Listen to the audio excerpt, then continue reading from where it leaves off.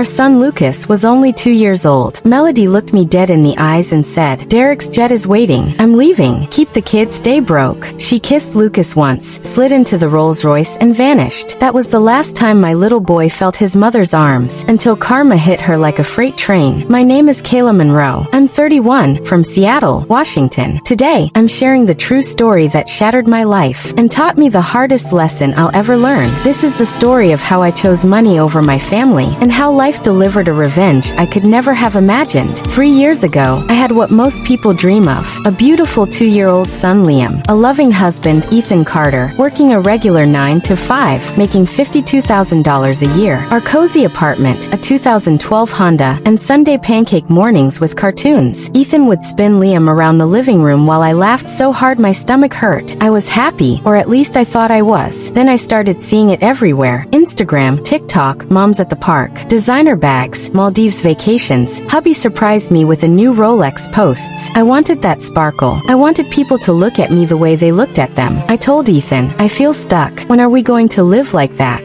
He smiled and said, "Babe, we've got love. That's the real luxury." I started hating that answer. That's when Alexander Voss entered my life. 32, single, net worth north of $180 million, owns half the tech startups in Seattle. He saw me at a coffee shop, slid into the seat next to me, and within 10 minutes said, "Leave the broke life behind, Kayla. You deserve better." Private dinners on yachts, shopping sprees on Rodeo Drive, weekends in Aspen. And the craziest part? He didn't care that I was married. One night, after Ethan fell asleep, I packed one suitcase, kissed sleeping Liam on the forehead, and walked out. I left a note: "I can't do average anymore. Please don't hate me." Alexander sent a black G-Wagon to pick me up. I never looked back. Half a year of front row seats at Fashion Week, 100,000 followers overnight, my face on billboards. But Alexander never let me bring Liam. He said kids cramp the vibe. I told myself I'd get him soon once things settled. Then one morning, I woke up to an empty closet. All my designer stuff was gone. Cards declined. Apartment locks changed. Alexander had met a 23-year-old model in Ibiza. He ghosted me with a single text: "Upgrade season, babe. You served your purpose." In 24 hours, I went from penthouse to my mom's basement. I showed up at Ethan's door, holding a cheap teddy bear for Liam. "Ethan, I was so stupid. Please let me come home. I'm still Liam's mom." Liam saw me, smiled, and ran into my arms yelling, "Mommy." My heart broke all over again.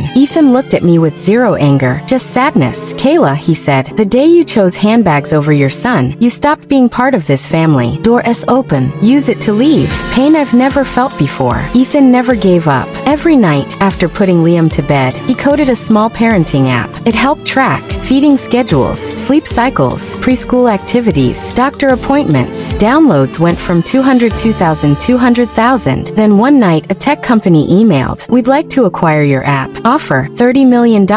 Ethan thought it was a scam, but after a Zoom call, lawyers, and digital signatures, he became a multi-millionaire overnight. Today, Ethan is one of the youngest self-made tech moguls in the country. A waterfront mansion, private preschool for Liam, a life he truly deserves. And the woman on his arm? Sophie, a kindergarten teacher who adores Liam and never once asked for a Birkin. Last month, I ran into them at the mall. Liam held Sophie's hand, laughing, eating a $12 gelato without a care. I tried one last time. "Ethan, do you think we could ever?" He smiled, put his arm around Sophie, and said, "I already have everything you threw away." And in that moment, it finally hit me. Tears rolled down my eyes as I realized the truth. I didn't just lose my husband. I didn't just lose my child's trust. I destroyed my own destiny with my own hands, all because I wasn't grateful for the life I already had. To every girl listening to this, when you trade loyalty and love for money, you don't upgrade, you ruin yourself. And the day you finally see it, that regret will sting far longer than any designer bag or flashy lifestyle ever could. Money buys filters, not happiness. The grass isn't greener, it's just spray painted. Trade real love for a fake lifestyle, and you don't level up. You lose the only jackpot that actually matters. If you needed to hear this today, drop a lesson learned in the comments. Hit subscribe for more real life stories that hit hard. This is Moralist, where karma tells the story.